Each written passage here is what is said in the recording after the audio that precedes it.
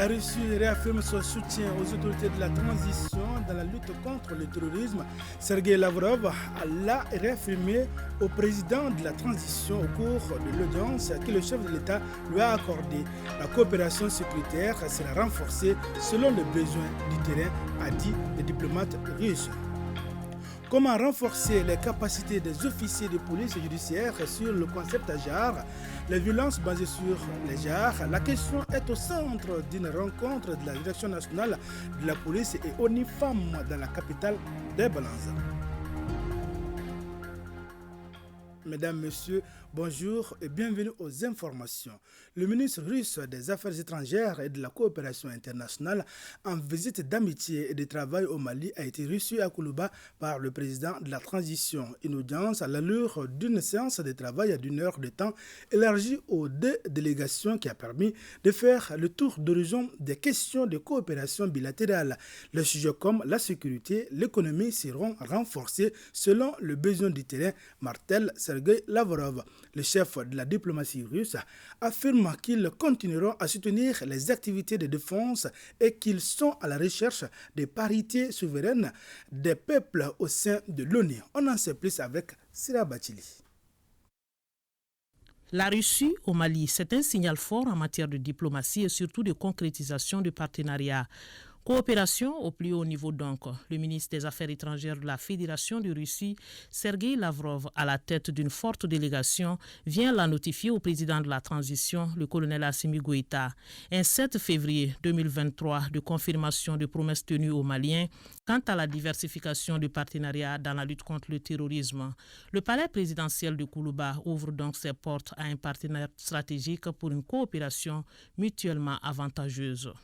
Мы говорили обо всем, это без преувеличения, обо всем, что касается интересов. Nous avons parlé à peu près de tout. On a parlé des relations entre la Fédération Russie et du Mali. Nous avons parlé des plans, du développement de nos relations qui doivent correspondre à nos intérêts mutuels. Nous avons parlé de nos relations commerciales et économiques de tels domaines que les investissements, de la coopération militaire et technique, de la coopération en matière humanitaire, culturelle, éducation et bien évidemment de notre coopération au sein de l'ONU.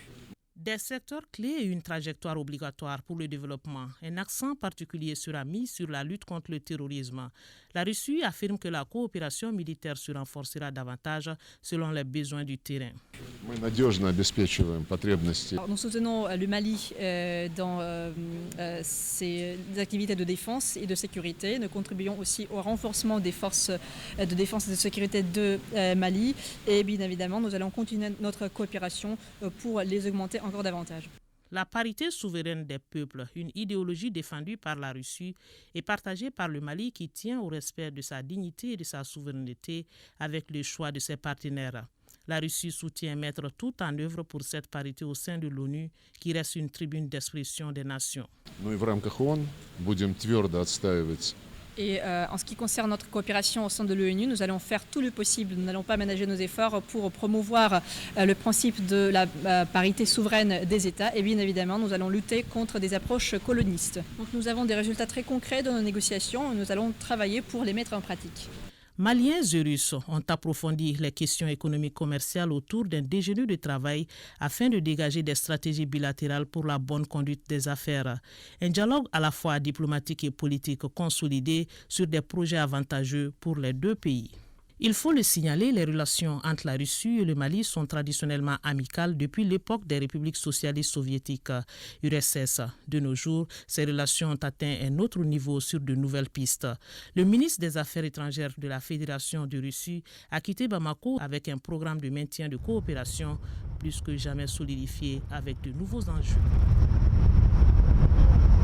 Le même sujet toujours, la visite du ministre russe, la prospection des mines, les énergies, les infrastructures, les transports, l'agriculture ou encore les nouvelles technologies sont autant de sujets qui seront vus dans les prochains jours par la coopération entre le Mali et la Russie. En marge de leurs relations sécuritaires et militaires en cours, les deux pays conviennent d'élargir leurs liens économiques et commerciaux.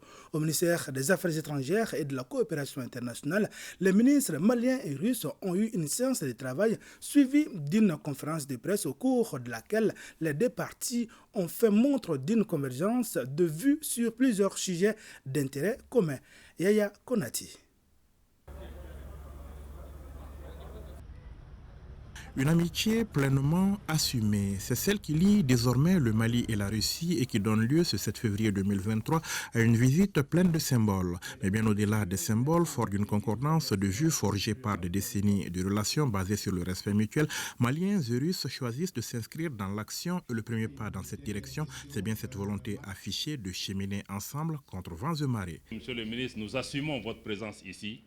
Nous vous accueillons les bras ouverts. La Russie est ici à la demande du Mali et la Russie répond de façon efficace aux besoins du Mali en termes de renforcement des capacités de nos forces de défense et de sécurité. Et nous souhaitons aussi améliorer cela sur le plan économique. Nous voyons la réaction des États occidentaux au processus, à l'évolution de nos relations et nous constatons avec regret que c'est encore une fois une attitude négative de l'Occident au principe de la parité et du respect mutuel. C'est aussi la violation de la charte de l'ONU et c'est aussi, cela reflète les approches néocoloniales et la politique de deux poids, deux mesures de la part des acteurs occidentaux. Le Mali et la Russie choisissent donc de rester droits dans leur botte et de regarder ensemble vers l'avenir. Un avenir tout en projet débattu au cours de la séance de travail élargie aux deux délégations. Il y a été question notamment de renforcement du dialogue politique et de la coopération basée sur les intérêts mutuels et les potentialités des deux parties. C'est ainsi que Bamako et Moscou conviennent de dynamiser leur coopération économique et commerciale. Nous avons convenu de continuer d'élargir nos liens économiques et commerciaux. Nos volumes d'échanges augmentent. Les chiffres ne sont pas peut-être très impressionnantes, c'est notre appréciation mutuelle, mais nous pensons qu'il nous faut développer de tels domaines comme la prospection géologique, les ressources minérales, l'énergie, le transport, l'infrastructure, l'agriculture. Nous travaillons aussi à pouvoir renforcer davantage cette coopération économique et commerciale. Il a parlé de la question sur les acquisitions par rapport aux denrées de première nécessité, les hydrocarbures, mais nous allons au-delà de ça, dans le domaine des infrastructures, dans le domaine de l'énergie, dans le domaine des technologies et dans le domaine des renforcements des capacités et de la formation. Donc il y a beaucoup de possibilités. Notre souhait aujourd'hui, c'est d'aller peut-être vers la formalisation de travail sur le plan économique et commercial en incluant le secteur privé des deux pays pour que nous puissions aussi travailler dans un partenariat gagnant-gagnant et nous espérons que le sommet, le forum qui va précéder et puis le sommet qui se tiendra à Saint-Pétersbourg en juillet permettront aussi de jeter le nouveau jalon pour renforcer la coopération. Nos amis maliens se souviennent bien de ces pages d'histoire de nos pays. Ils sont intéressés à ce que ces bases nous permettent de construire de nouveaux projets. Et c'est cela que visent nos présidents. Oui, ils ont eu des contacts par téléphone. Et alors, ils vont régler, bien évidemment, les questions dans le domaine de l'économie, d'investissement, du commerce, de la politique extérieure. Ce sont les questions qui sont prioritaires pour nos ministères. Et comme l'a dit Monsieur le ministre, le président de transition a pris la décision de participer personnellement à la deuxième édition du sommet Russie-Afrique qui aura lieu à la fin du mois de juillet à Saint-Pétersbourg. Et nous serons bien évidemment très contents de voir Monsieur le Président à cet événement très important. Des relations économiques qui viendront renforcer une coopération bilatérale qui donne déjà des résultats plus que probants dans le domaine militaire. Grâce à cette coopération militaire, la sécurisation du territoire national suit son cours, affirme le ministre Diop, tout comme les réformes politiques et institutionnelles gagent d'un retour à la stabilité. Occasion pour le chef de la diplomatie malienne de saluer cette présence de la Russie aux côtés de notre pays. Aujourd'hui, Monsieur le ministre, Nous sommes heureux de constater que l'armée malienne dispose de capacités opérationnelles extrêmement importantes. Merci énormément à votre pays pour ses capacités humaines et ses capacités matérielles qui sont données à notre pays, qui aujourd'hui, je peux dire, les Maliens sont très fiers de ce qui est mis en place pour pouvoir garantir l'indépendance de notre pays, sa souveraineté, préserver son intégrité territoriale, préserver son unité contre les velléités de ceux qui veulent aujourd'hui diviser notre pays. Et nous voulons encore une fois tendre la main à nos frères et sœurs maliens pour pouvoir nous unir pour trouver des solutions. Sur le plan sécuritaire, la Russie, assure Sergueï Lavrov, continuera à apporter son soutien au Mali sur le terrain, mais aussi au sein du Conseil de sécurité des Nations Unies. Nous allons apporter notre soutien au Mali dans la réalisation de ses objectifs posés et nous allons le faire dans le cadre de notre travail à l'ONU. Vous savez qu'il y a une mission au Mali, et la mission des Nations Unies, qui est assez souvent sujet des discussions au Conseil de sécurité. Et oui, il faut effectuer les travaux de cette mission compte tenu de la volonté du pays hôte, en l'occurrence le Mali. Au cours de leur conférence de presse commune, les chefs de la diplomatie malienne et russe ont fait montre d'une identité de vue sur plusieurs autres questions, notamment celle des sanctions qui, au dire du ministre Diop, ne sont pas de vraies solutions aux problèmes, mais aussi et surtout celle des droits de l'homme qui ne doivent en aucun cas être instrumentalisés. Nous savons que les droits de l'homme sont aujourd'hui instrumentalisés, politisés pour des agendas cachés, à peine cachés, qui visent souvent à renverser des régimes pour pouvoir atteindre un certain nombre d'objectifs. C'est ce que nous le savons. Nous travaillons avec la Russie pour pouvoir dépolitiser la question des droits de l'homme et aussi faire en sorte qu'elle ne soit pas instrumentalisée à ses fins. Au cours de sa visite au ministère des Affaires étrangères et de la coopération internationale, le chef de la diplomatie russe a été élevé au nom du président de la transition au grade de commandeur de l'ordre national du Mali à titre étranger. Une reconnaissance pour ses efforts et ses décisions courageuses qui auront permis à notre pays de continuer d'exister en tant que pays uni, indépendant et souverain dans des moments particulièrement difficiles. Reconnaissance de la diplomatie malienne.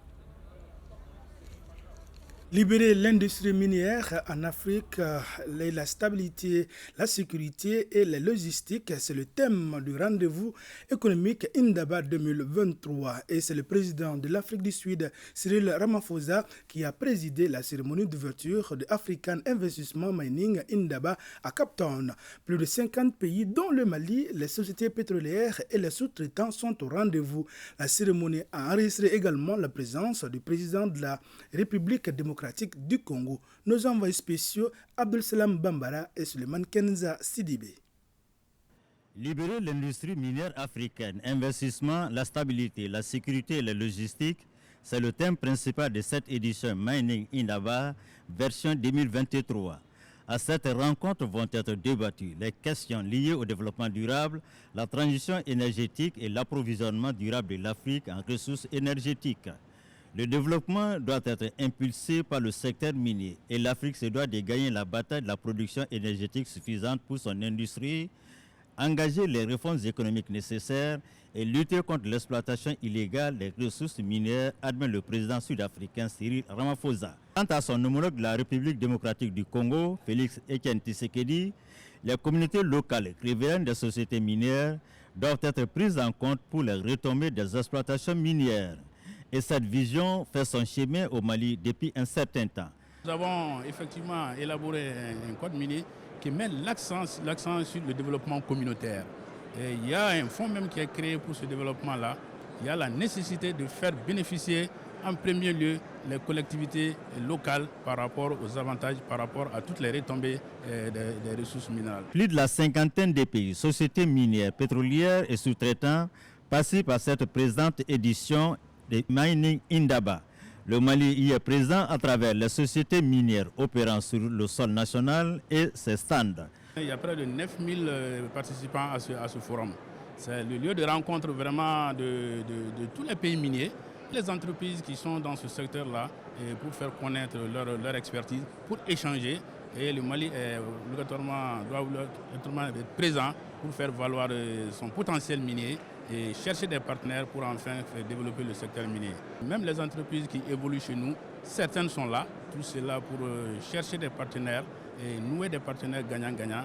Et le Mali doit être présent pour faire valoir aussi son potentiel minier et attirer les investisseurs davantage vers notre pays. Demain, mercredi, c'est la journée du Mali. À présent, écho de nos régions, comment renforcer les capacités des officiers de police judiciaire sur le concept JAR, les violences basées sur les JAR et la prise en charge holistique des survivantes des VBG. C'est le thème, en tout cas, c'est pour répondre à cette question que la Direction nationale de la police et ONIFAM organisent une rencontre de 3 jours à Ségou. Le point avec Fousseni Samaké. Les violences basées sur le genre constituent un problème de santé publique, de sécurité, mais aussi des droits humains. C'est pour une meilleure gestion des cas de violences basées sur le genre que la Direction nationale de la police, en partenariat avec ONIFAM, renforce les capacités de ses officiers de police judiciaire, le personnel des services de santé et des affaires sociales. Ce présent atelier vise à sensibiliser le personnel de la police nationale à l'appropriation des concepts genre et prise en charge holistique des personnes survivantes des violences basées sur le genre, en vue d'améliorer l'accès à la justice, la lutte contre l'impunité et le référencement vers d'autres secteurs intervenants. Certes, des efforts ont été réalisés, mais beaucoup de défis restent encore à relever.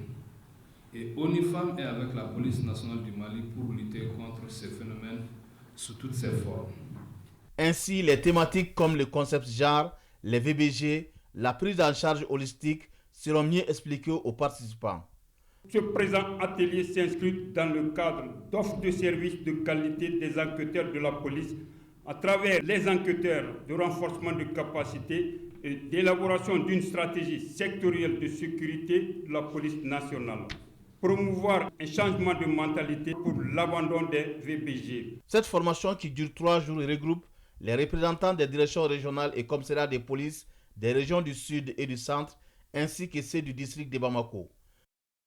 Pour plus de rigueur dans la gestion des affaires financières, une série d'activités de formation des agents des collectivités a été initiée à Koutiala.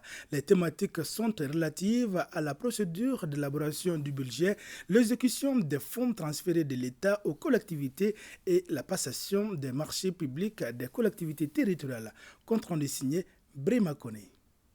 Main dans la main, le projet de déploiement des ressources de l'État pour l'amélioration des services et la Direction nationale du contrôle financier procède au lancement d'une série d'activités de formation des agents des collectivités de la région de Koutiala. Ces sessions de formation portent sur les activités effectuées par les collectivités territoriales qui s'inscrivent dans la logique de l'accomplissement de leur mission permanente d'exécution des finances publiques locales. Les agents du développement des collectivités en tireront des bénéfices. Ces sessions de formation devront constituer des espaces d'échange et d'appropriation des outils de la gestion budgétaire des collectivités territoriales, toutes choses qui devront contribuer à la mise en œuvre des stratégies et politiques nationales de développement économique. Les agents financiers de l'État et ceux des collectivités territoriales font constamment face à un défi, celui du renforcement continu des capacités nécessaires à l'exercice de leur travail. Les collectivités territoriales ont pour mission la conception, la programmation, la mise en œuvre et le suivi et évaluation des actions de développement économique et social et culturel d'intérêt régional, local et communal. Je vous exhorte à suivre avec assiduité les présentes sessions de formation afin de pouvoir impacter sur le développement économique et social de vos collectivités respectives. De telles initiatives d'amélioration de la transparence dans la gestion financière sont salutaires selon le maire de la commune urbaine de Koutiala. Toutes nos excuses pour la qualité de ces images. En 5e région, c'est la direction régionale des routes de Mopti qui a abrité la 23e édition des journées citoyennes initiées par le gouverneur de la région, le colonel-major Abbas Dambélé. Le rappel historique sur le drapeau national, la montée de couleurs et le passage à témoin sont les temps forts de cette 23e édition. Reportage Aminata Touré. C'est la direction régionale des routes de Mopti qui a abrité la traditionnelle cérémonie de montée des couleurs au compte de la 23e édition des Journées citoyennes ce lundi 6 février 2023. Une date qui consacre également le 10e anniversaire des Journées citoyennes, dont la première cérémonie de montée des couleurs s'est tenue le 8 février 2021 au gouvernorat de Mopti. La route est un bien public appartenant à tous. Préservons la route. Arrêtons d'utiliser les caniveaux comme dépotoirs. Arrêtons d'occuper la route et les trottoirs. Signalons les véhicules convenablement en panne. Signalons tout comportement suspect aux autorités compétentes. Et le gouverneur de Mopti de saluer la tenue de cette journée citoyenne qui a permis de mieux comprendre la signification et la valeur des symboles de l'État. Quelle que soit notre fonction, quelle que soit notre origine, nous devons tous d'être patriotes. Nous devons chacun, en ce qui nous concerne, respecter le drapeau national, emblème de la patrie. Nous devons aimer d'un amour ardent, aimer d'un amour intégral notre pays, notre patrie. Au cours de cette journée citoyenne, le directeur régional des routes a remis un chiwara au commandant secteur 4 opération d'Ambé et au directeur de cabinet du gouverneur de Mopti pour leur œuvre citoyenne. Le mouvement politique et citoyen Ambiko poursuit ses bonnes œuvres à travers le pays. Il vient de faire don d'un fourrage et des kits de fabrication de savon aux femmes de Kirina. Le point avec Mohamed Nama Keïta. C'est dans une ambiance de fête que la vice-présidente du mouvement Ambiko a été accueillie par la population du Mandé à Kirina. Aujourd'hui, on est là pour les retrouvailles des femmes du Mandé. Parce que depuis la construction de l'hangar, les femmes du Mandé ne se sont pas réunies ici pour une réunion. Donc aujourd'hui, c'est leur réunion. C'est pourquoi Ambiko a profité de venir assister à cette retrouvaille et de faire autre donation. Il s'agit toujours du don de forage, du hangar, de 100 chaises pour leurs retrouvailles, des lampadaires ainsi que les matériels de savonnerie, ainsi qu'une formation de 3 jours pour les femmes du Mandé. Pour le maire de la commune du Mandé, cette aide est un soutien précieux pour sa commune. C'est soigner le mal à la racine. Parce que les femmes de Kirina avaient vraiment besoin d'eau dans leur potager. Et aujourd'hui, les hangars, c'est extraordinaire. Donc vraiment, au nom du conseil communal du Mandé, on remercie le mouvement Ambiko. Parce que ça, ce sont les devoirs de la mairie, qu'elle vient d'enlever une épine du pied de la mairie. Le geste est unanimement salué par les bénéficiaires.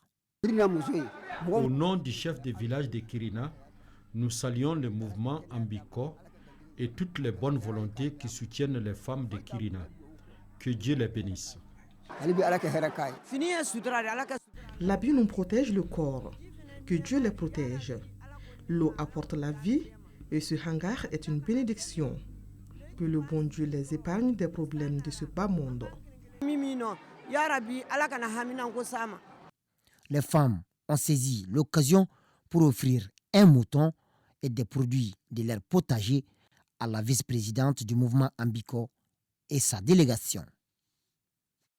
Rentrée politique du parti Semas Ladriton à Kenyeba. Cette cérémonie a été une occasion pour inviter le peuple malien à être uni afin de bâtir un Mali un et indivisible.